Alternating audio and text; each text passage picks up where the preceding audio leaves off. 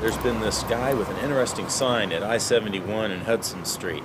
His handwritten sign says he has the God-given gift of a great voice. On my sign it said I'm an ex-radio announcer who has fallen on hard times. I'm gonna make you work for your dollar. And that voice just came out. When you're listening to nothing but the best of oldies, wow. You're listening to Magic 98.9. In January 2011, a shaky handheld video made an unlikely celebrity out of Ted Williams. Someone called and said Ted was on YouTube. Taking him from curbside panhandling. There was a guy that you couldn't help but root for. I got 2 years clean. To network grandstanding.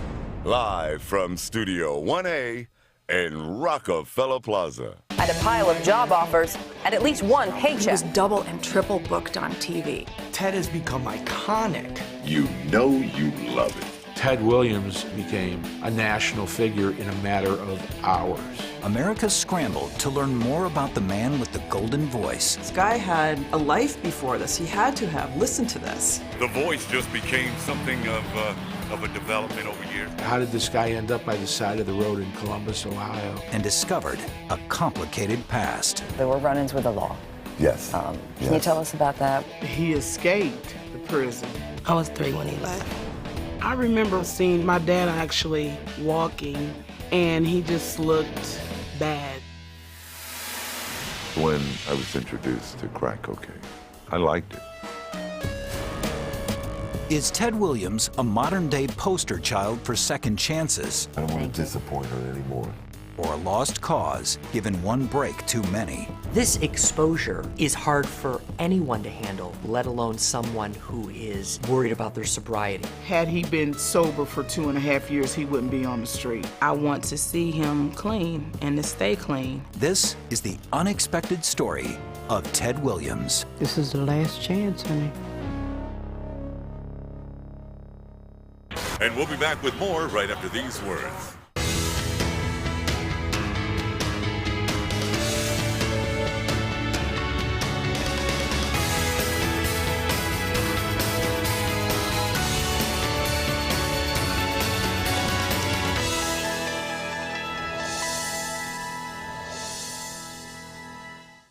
There is a new viral video tearing up the internet. It's of a homeless man who carries a sign that says he has a God-given gift of voice. Turns out, it's exactly what he does have. And don't forget, tomorrow morning is your chance to win a pair of tickets to see this man live in concert.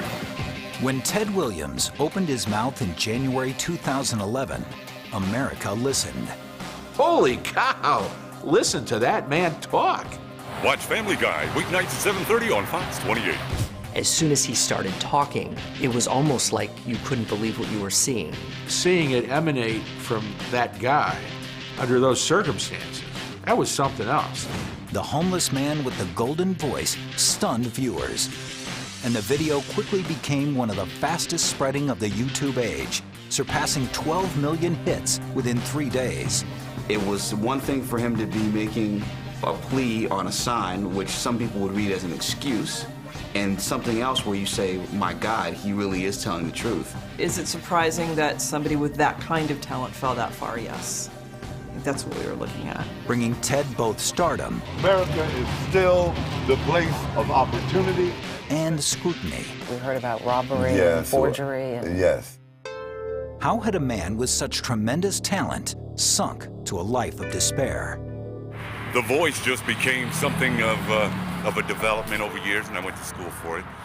And then alcohol and drugs and a few other things became a part of my life.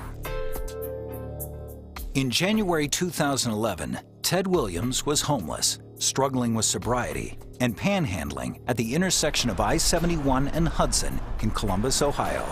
A normal day would consist of me waking up with the notion of trying to stay one more day away from the lifestyle that I was accustomed to, that I had gotten accustomed to. And that was stealing, lying, conning. So every day was a wake-up commitment to not do that anymore. Currently, it's 51 right here on Miracle 106. An ex-radio announcer whose career had fallen victim to crack cocaine. Ted drifted among friends' couches, cheap hotels, and the streets. I was sleeping in hallways. I was sleeping in abandoned cars. It was sad. It was really sad, and I feared for Ted, you know, for his life. Every day was a struggle, waking up and then not knowing where your food's gonna come from. This has been home. To go out there and even hold a sign. I always thought that was rock bottom. He'd all but forgotten about a short video shot 2 months earlier. Hey, I'm gonna make you work for your dollar. Say something with that great by Doral Chenoweth, a web producer for the Columbus Dispatch. There's frequently panhandlers there, but this guy, I read his sign, rolled down the window, and I said, well, say something with that golden radio voice. When you're listening to nothing but the best of oldies. I shot that video and then sat on it for 8 weeks. Well, I never heard anything more about it. On Monday, January 3rd, the segment finally saw the light of day when Chenoweth posted it to the newspaper's website, dispatch.com. I had a slow news day and I rolled it out. I didn't think it would do real well. He was quickly proven wrong. It was Monday, January 3rd, and my managers had called me into their office to show me this video. I could tell that there was definitely a story here. There was something that needed to be told. Without Chenoweth's knowledge, the 97-second clip had made its way to YouTube and was rapidly being shared by scores of users on Facebook pages and Twitter feeds. Tuesday, I got a call from this guy, and he says, your video is about ready to go viral. And I went, yeah, right. Who are you? You have something that gets repeated from people seeing it and then sending it, you have to see this, or what's called going viral. The next call was from CNN.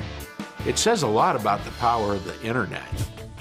Hosts of the local Dave and Jimmy radio show were among the growing number of YouTube viewers and wondered on air about the whereabouts of the homeless man with the golden voice. When word got to Ted, he called in. Dave and Jimmy, hello. Hello there. Hey, who's this? This is Ted Williams. Hey, how you doing, man? We got hold of that video and we were playing it. We were pretty taken by your voice and your story and everything. Oh, my goodness. Longtime friend Al Battle drove Ted to this station early the next day. A fleet of news vans greeted them in the station parking lot. We're like, wow, what the hell is this? Who are they for? And when we find out it's for us, and that, in fact, this YouTube, this internet sensation, we were like in awe. Cleveland reporter Mark Zinni arrived minutes later to the same site. If you didn't know already, you knew then that this was definitely a big story. Good morning. Calls poured in, offering Ted voiceover jobs around the nation. We've had emails, phone calls, offers. So touched by your Calling story. you offer to fly you out here to LA. We're producing a television show. Going to get so many to offers. be our guest announcer. Would you like to come to Hollywood? I certainly would. Oh, I'm sorry. Observing him and his personality and everything that was going on in the room at the time, I saw someone who was really overcome by this. I could definitely tell he was overwhelmed. The camera caught Ted's call to his 90-year-old mother, Julia, back in his hometown of Brooklyn, New York. Ted gave me a ring, and I thought I was dreaming. Mommy, I'm right now on the air. And right now a television camera, believe it or not, is in my face as I'm speaking to you on the phone. With every YouTube hit, Ted Williams edged closer to stardom. Hopefully somebody from one of these television or radio say, hey, I need a voiceover, or I need something. Here's a guy who's lived quite a life and then hit this bump in the road, but then all of a sudden had this stroke of luck and found himself at the center of the world, really. God, it's just phenomenal. Every network was in the hallway, and they were all arguing who's going to take Ted and Al to New York first. Ted Williams suddenly became a national figure in a matter of hours. Ted was whisked off to New York for an appearance on NBC's Today Show. Ted Williams, good morning, sir. Good How morning, are sir. you? It's great to have you. It's great to be here. This Nice is to a see dream you. come true, I'm telling you. The next day, he was hard to miss. People can't get enough of you right now. Over to CBS, over to ABC, over to Inside Edition. That he was double and triple booked on TV. They were stalking us. And recorded his first national voiceover spot. Kraft Homestyle Macaroni and Cheese. Cheesy noodles topped with golden brown breadcrumbs. You know you love it. But it was a televised reunion with his mother that fetched the most attention. Hi, Mommy. Hi, Mommy. I know I feel the same way, Mommy. When I saw her for the first time, it was like, thank you, Jesus. Thank you. Thank you, Jesus. Mommy. That's all, Mommy. I wanted to say that to her again, you know, Mommy. Hi, I don't look the best, but... And what came out of the 90-year-old woman's mouth was a heartbreaking glimpse into a lifetime of broken promises. Please don't disappoint me.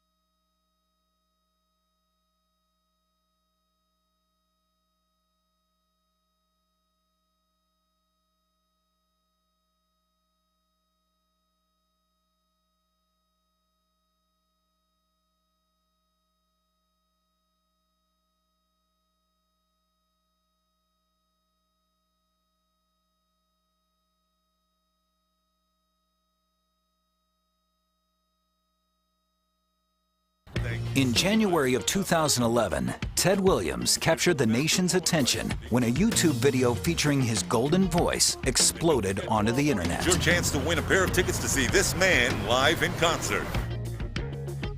The initial rush of positive attention would lead, perhaps inevitably, to a more cynical view of Ted's story.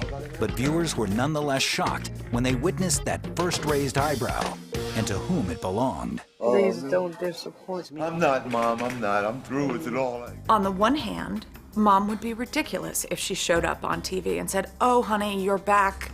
You're on TV now. Everything's going to be great." But from the point of view of the audience to this fairy tale, it was kind of harsh. It was like, of all times, don't say it to him now.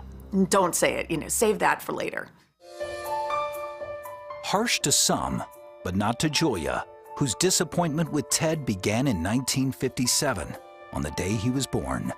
Well, I wanted a little girl, but that wasn't it. The little boy came, I was very disappointed because I wanted a little girl.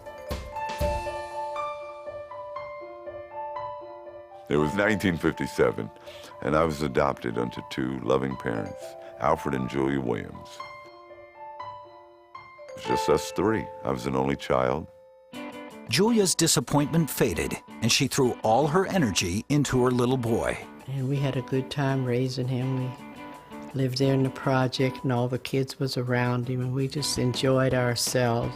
While Alfred was the disciplinarian, Julia was more likely to indulge Ted's whims. If we went to Coney Island, Dad bought you Franks. Well, he didn't like Franks, he wanted frog legs. And I said, you eat the Franks, then I'll go over here and give you money and you can buy your frog legs.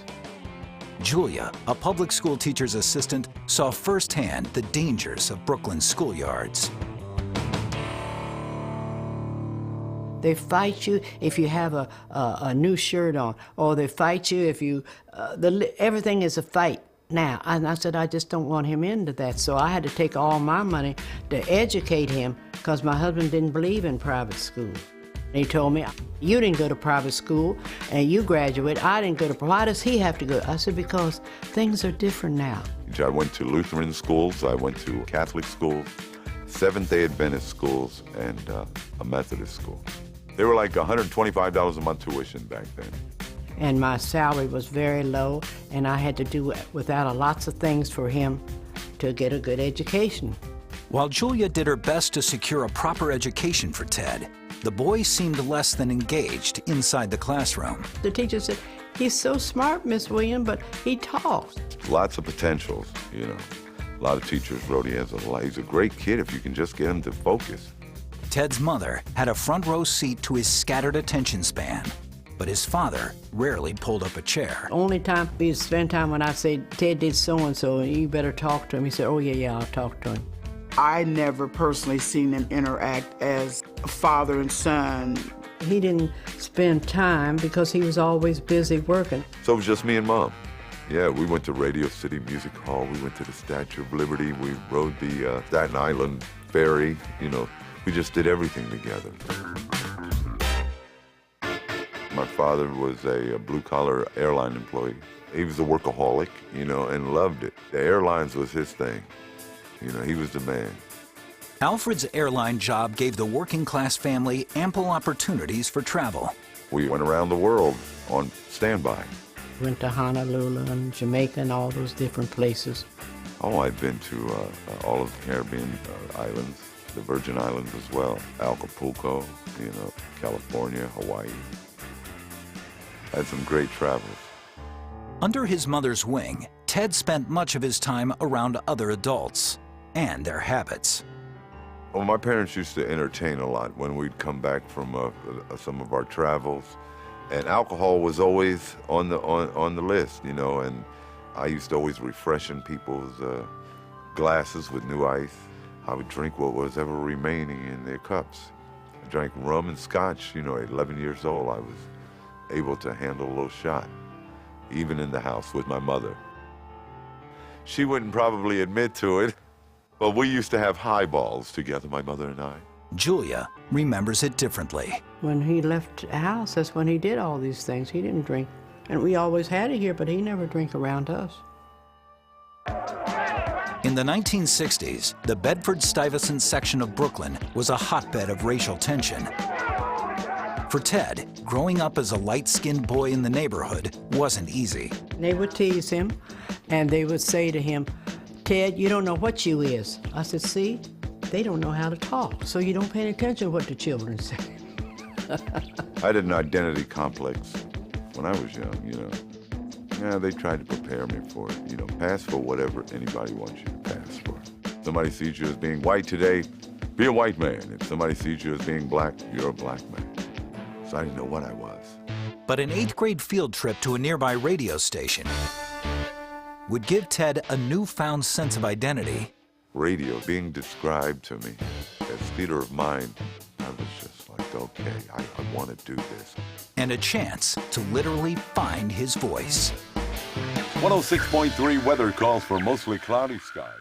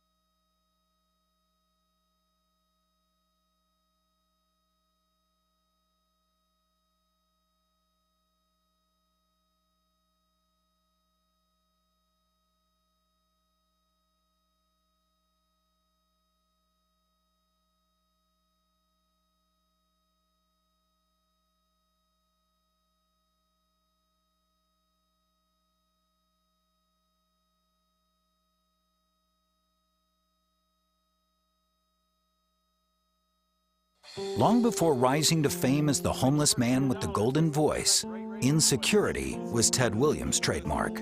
I had an identity complex when I was young, you know. I was too light to be dark and too dark to be light. There is certainly racism within the black community. To be of a lighter complexion where the majority is darker, then you're trying to fit in. That changed in 1971 when a class trip to meet local broadcaster Hank Spann put the 14-year-old in scoring position to secure his identity.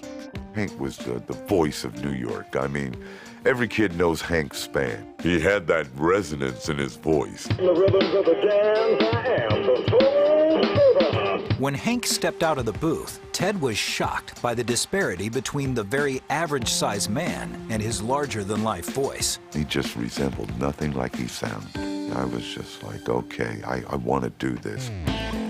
Insecurities about his skin color faded to static. I wanted to hear myself now. I wanted to let people listen to me. I wanted to go around and just, hey, what are you doing? You know, it was just like I developed this character in my voice. Oh, he was always running around with some kind of little microphone he had in his hand, interviewing people. I said, you better get your interview and come on in here and eat. That's what I tell. Ted's voice became his calling card within the halls of his Brooklyn high school. Time to get to class, kids. But did little to keep his head in the books. No history or math, he didn't want that. He just wanted voice and pretend that he's somebody else. Drove me crazy. While still in high school, Ted's rich voice caught the ear of Patricia Pullian, a 23-year-old single mother. His voice was just, for 18-year-old, it was kind of deep and, sexy. Months before graduation, Ted's mother, who had sacrificed for years to pay for private school, was shocked by an announcement from her son. He told his daddy, I just don't want to go back. And that's when he decided to go in the Army. And that hurt me so bad, but that's how he felt. He said, I'm going to the Army, I'm not going to school anymore. Ted was sworn into the U.S. Army in November of 1976. Though sad to see him go, girlfriend Patricia supported his decision. I was happy for him because he was going to do something, make something of himself. Working as a mechanic, Ted volunteered his baritone to Army broadcasts while stationed in South Korea. AFKA, the American Forces Korean Network. It gave me the thrill of knowing that when I became a civilian, I wanted to get into radio. But like high school, the Army failed to keep Ted's focus. He had a lot of Article 15s for things that he should have done and didn't do. An Article 15 is a military demerit issued for bad behavior. Facing military misconduct charges, Ted took up the Army on its offer to discharge him in 1978. Though honorable, his dismissal precluded him from receiving Army benefits, including medical and educational aid. I always tell him you start things, but you don't finish. I wish I would have stayed. Oh my goodness, I wish I would have stayed. Ted stayed down south in North Carolina after the service to be close to a girl he was dating. A friend introduced him to a disc jockey at the local AM station, WVOE.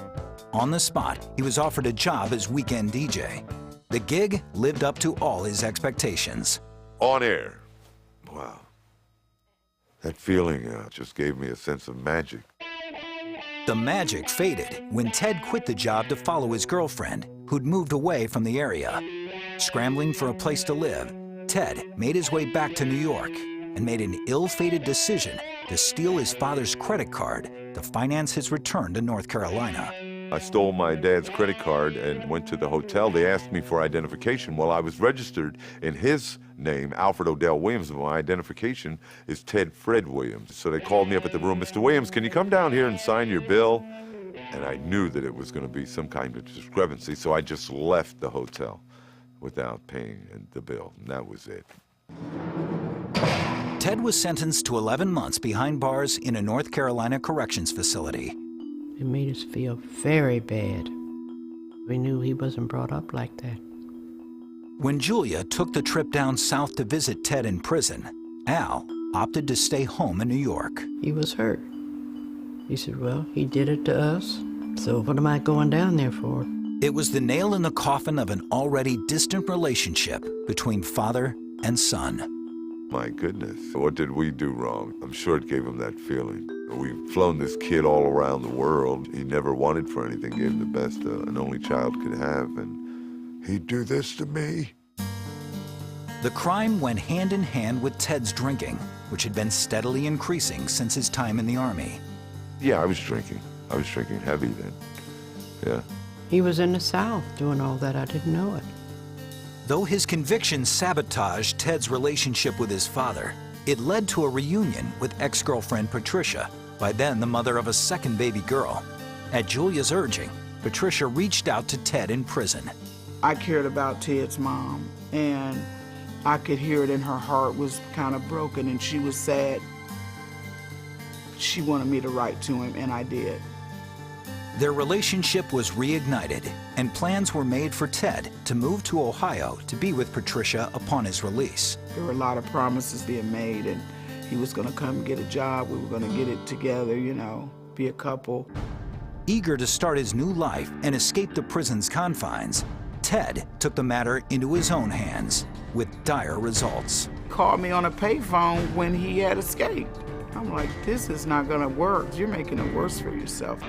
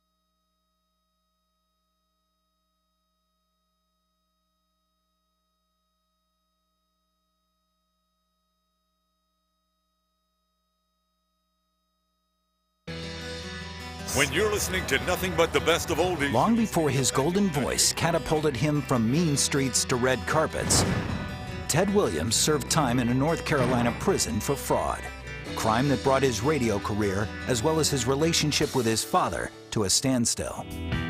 Meanwhile, a romance with ex-girlfriend Patricia was rekindled through the U.S. mail, and the 22-year-old promised he'd relocate to Ohio to be with her upon his release.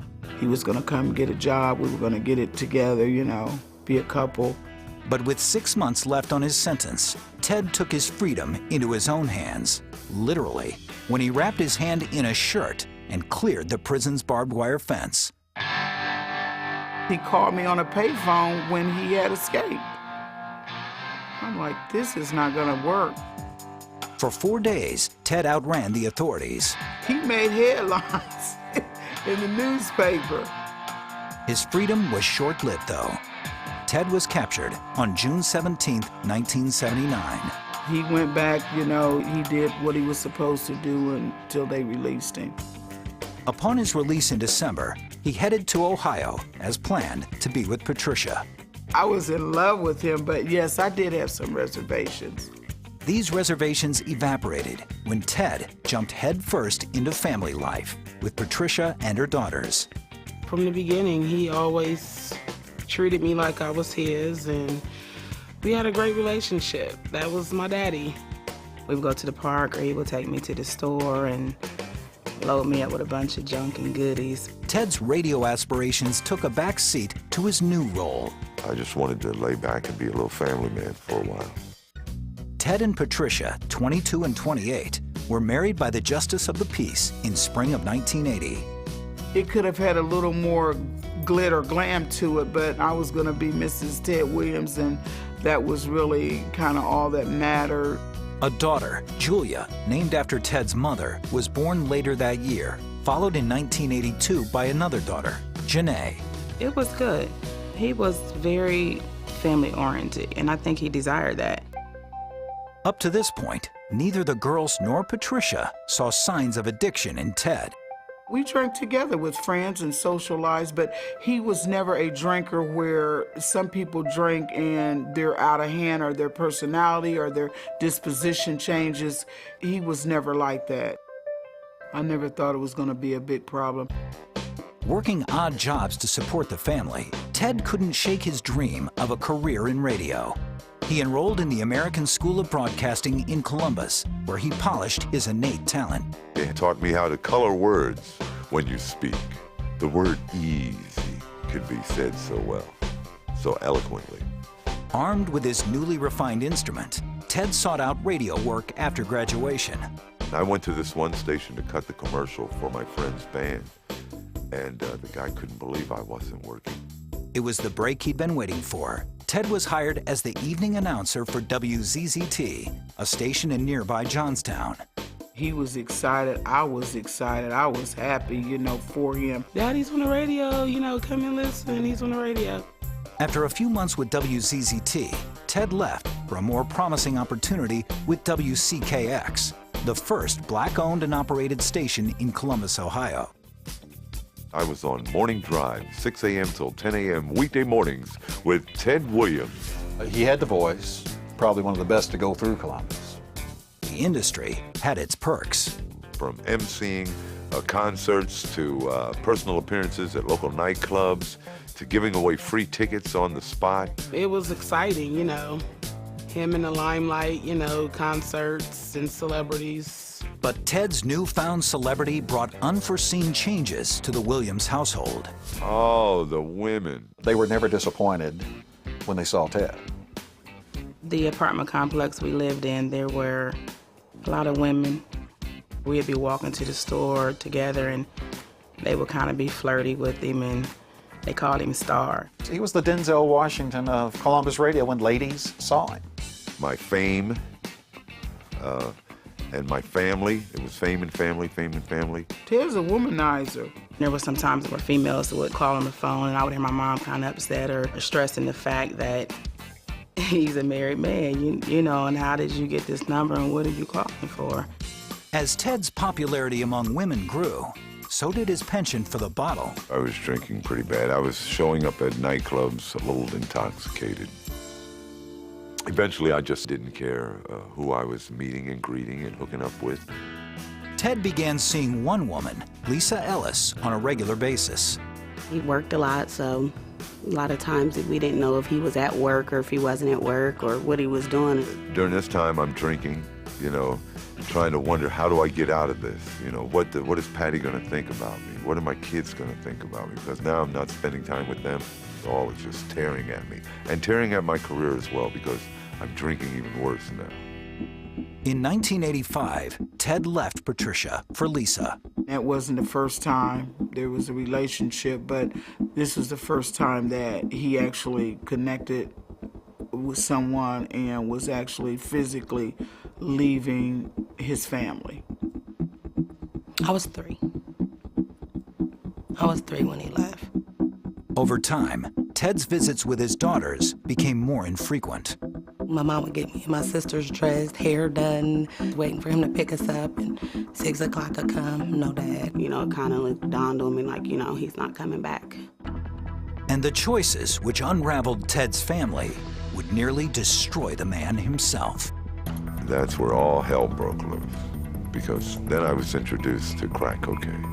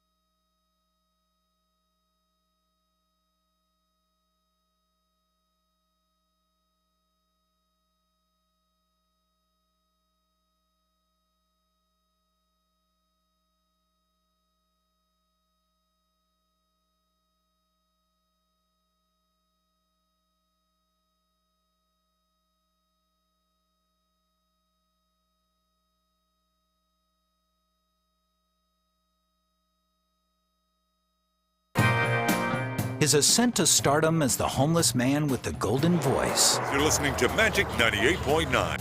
Made Ted Williams a household name in January 2011. But it wasn't his first brush with fame. I've got the call lines open right now, 821. Ted's success as an Ohio radio DJ in the 1980s introduced him to life as a local celebrity. I would have considered him probably one of the best to go through Columbus. And all of its trappings. I started smoking marijuana and alcohol, but alcohol was the one that was tearing me up physically. That's when I recall him spending more time away.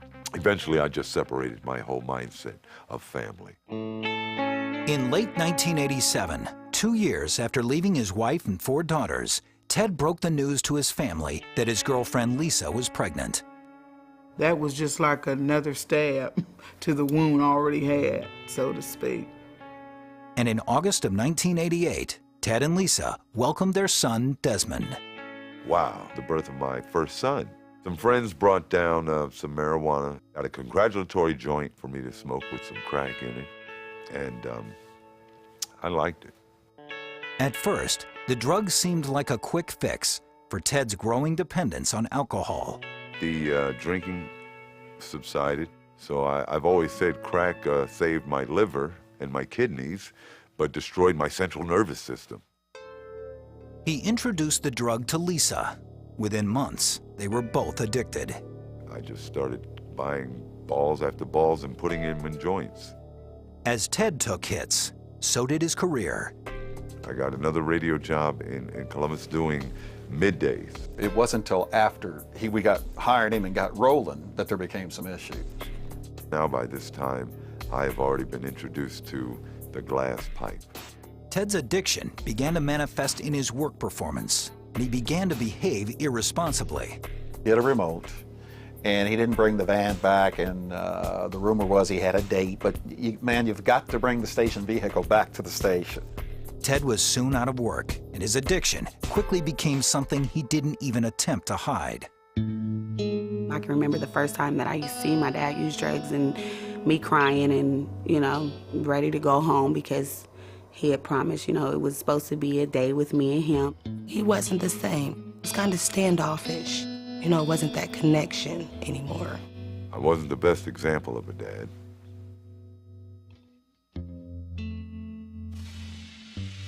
It takes over your life. There's this point where you lose any reason.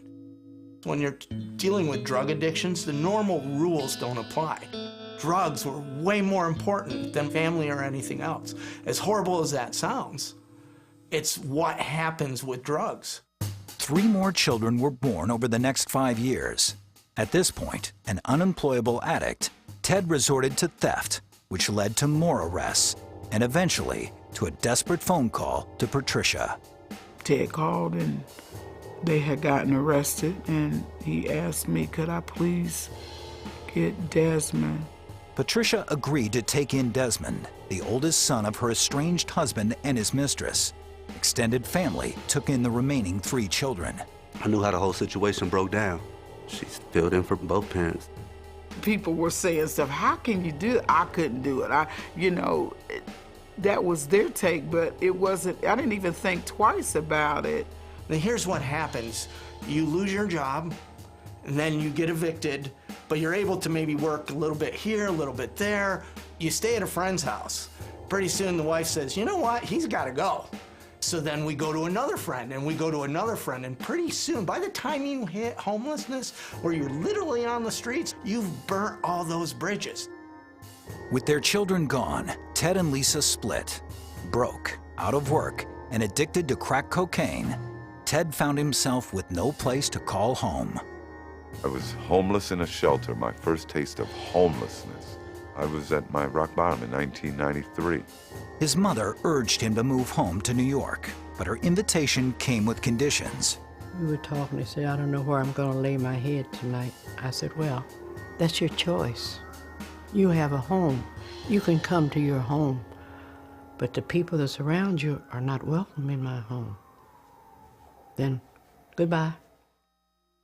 The drugs cost Ted his family, his job, and, in a literal puff of smoke, 2 decades. And I get lost over the idea of how I let something like that control me.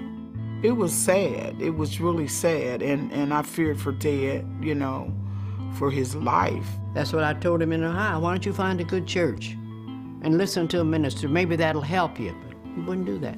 I started really seeing myself deteriorating. He turned to nearby recovery programs with mixed results. I would get 6 months clean, fall off. Get close to a year, fall off.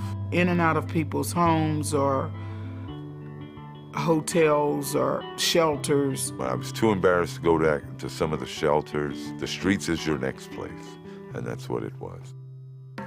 Al Battle, a concert promoter he met in recovery, began hiring Ted for occasional voiceover work. This New Year's Eve, it's the I've Got My Whiskey Tour, starring Mel Waiters. I hired Ted when he wasn't clean because his gift was always there regardless of his living situation or his addiction situation. As Ted amassed a criminal record for offenses ranging from theft to forgery, he continued to drift in and out of his family's lives.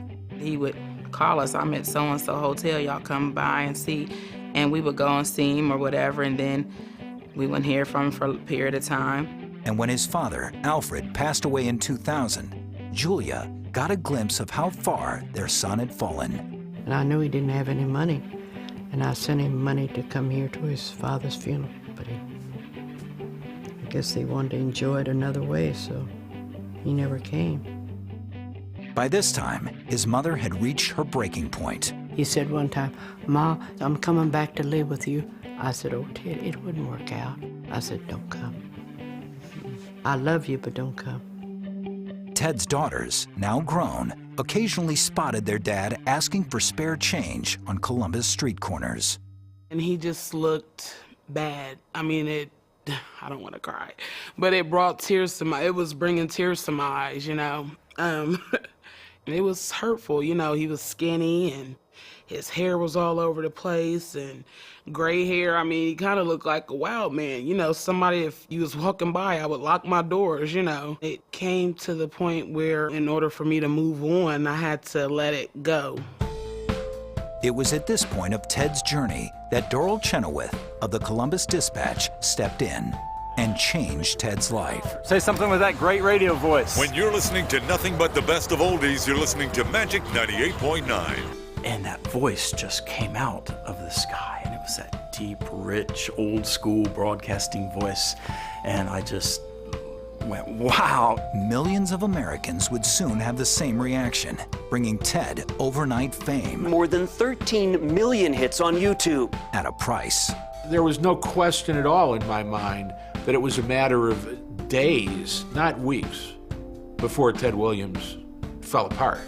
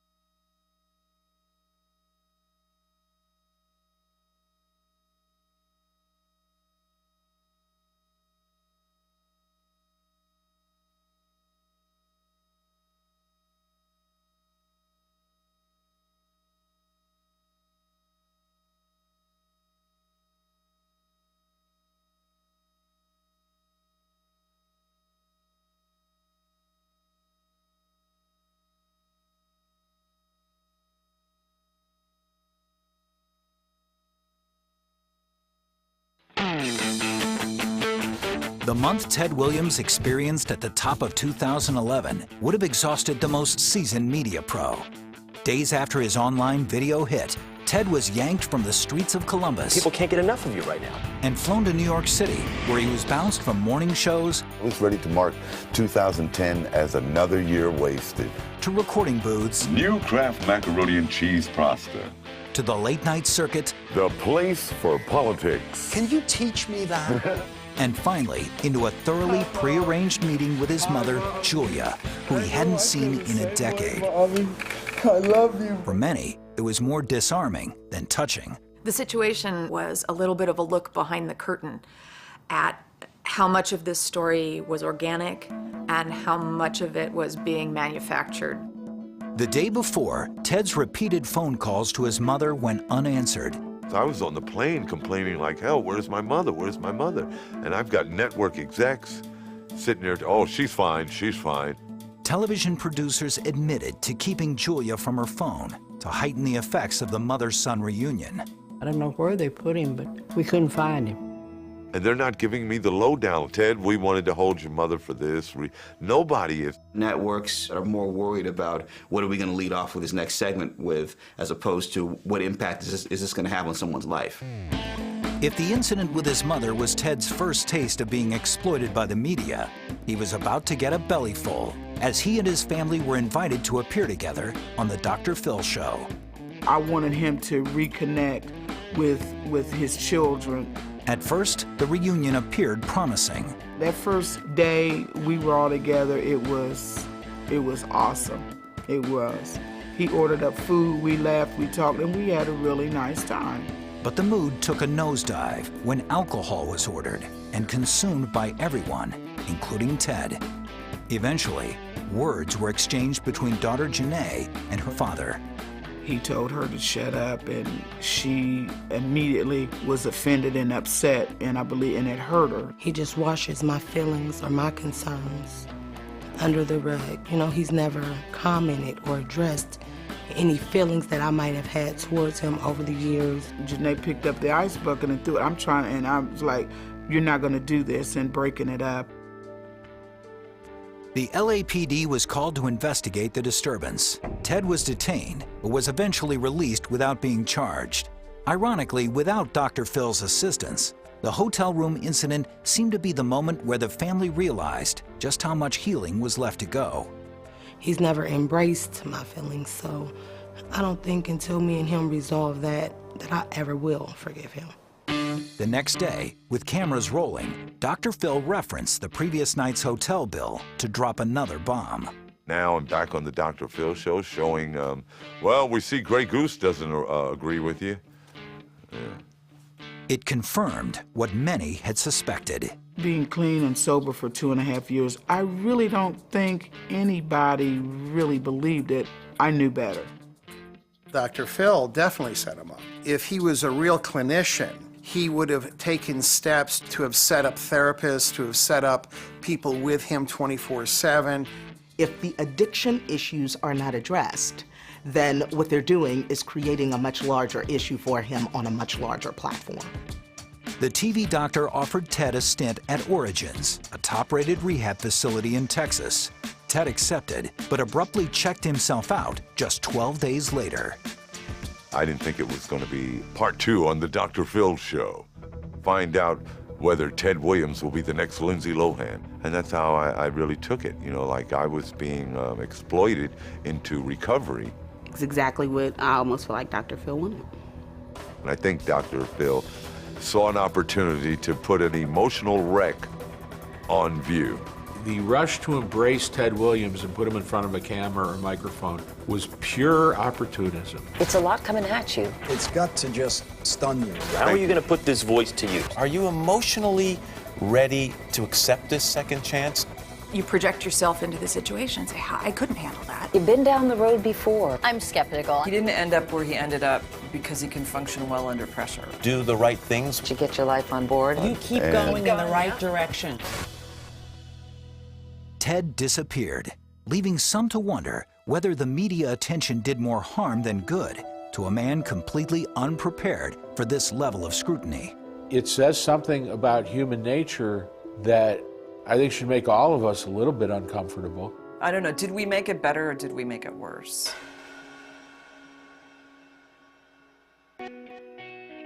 Ted emerged from seclusion on February 9th, sporting a cleaned-up look on CBS's Early Show.